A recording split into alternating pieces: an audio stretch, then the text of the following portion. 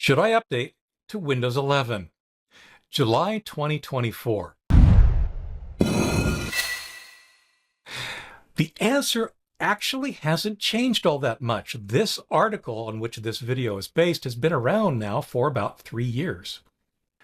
The answer to the question, though, even with the end of Windows 10 support now within view, a little over a year and a half, and with 3 years of track record on Windows 11, the answer, should you? Well, maybe. There's still no rush and, in my opinion, no compelling reason to do so. Windows 11 is a fine version of Windows. I use it every day, all day long, on multiple machines. It's working well for me. However, to me, it still kind of seems like a glorified, what we used to call service pack for Windows 10. There's some features, they're nice, there's some changes, they take some getting used to, but ultimately, as an operating system goes, I just don't see that big, compelling, you gotta use it because of this feature. Now, the requirements for Windows 11 are confusing and frustrating, is the way I characterize it. You need this TPM, you need certain CPU models. There's all sorts of things. You may not even be able to update a Windows 10 machine to Windows 11 unless you have supported hardware. What's confusing, though, is that I have seen scenarios where you may not be able to update a Windows 10 machine to Windows 11, but you can perform a clean install of Windows 11 on that same machine. There are also some workarounds for TPMs and some CPUs that may not be up to snuff according to the official requirements. But the bottom line is that, yeah, it's confusing. And will these workarounds be around, a year and a half from now, 2 years from now? I honestly don't know. Is this the time to upgrade because of that fear? I don't necessarily think so. Most pragmatically, I do believe that the window of changing requirements has passed. Microsoft has dealt with the pushback, and they've changed whatever they're going to change. Now, like I said, a year and a half from the Windows 10 end of support, the Windows 11 requirements are what the Windows 11 requirements are going to be. Now, I do want to at least speak to what some have referred to as the every other version curse.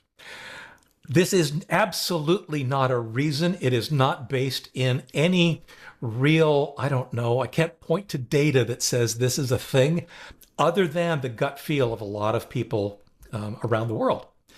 Windows XP, it was popular. Windows Vista, not so much. Windows 7, popular.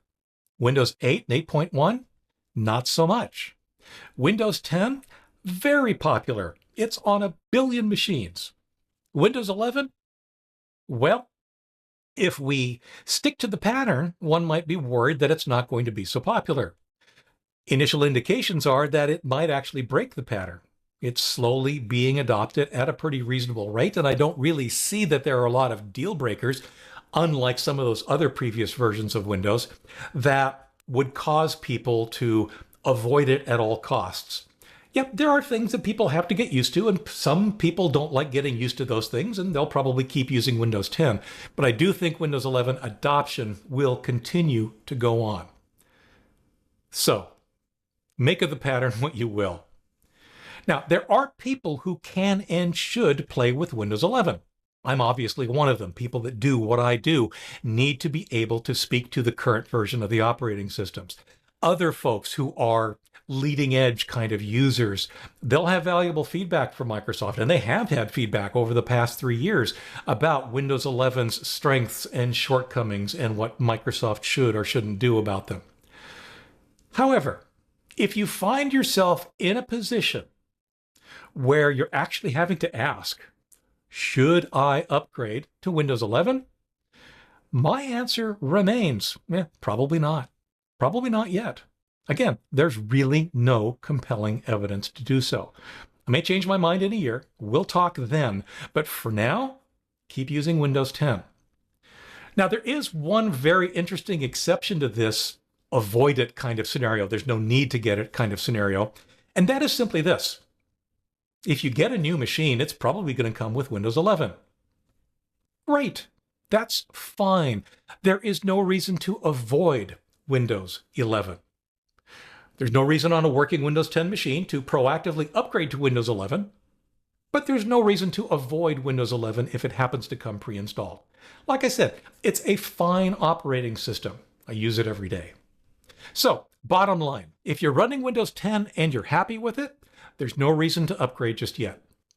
If you're running a version of Windows prior to Windows 10, consider upgrading to Windows 11 if your machine supports it, or Windows 10 otherwise.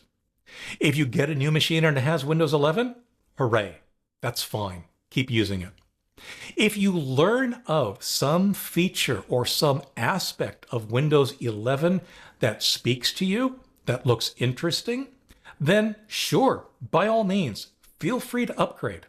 I've not yet encountered such a feature. But that's really it. The bottom line here is, if you want to, but you don't have to. Not yet. For updates, for comments, for links related to this article and more, visit askleo.com/135037. I'm Leo Notenboom, and this is askleo.com. Thanks for watching.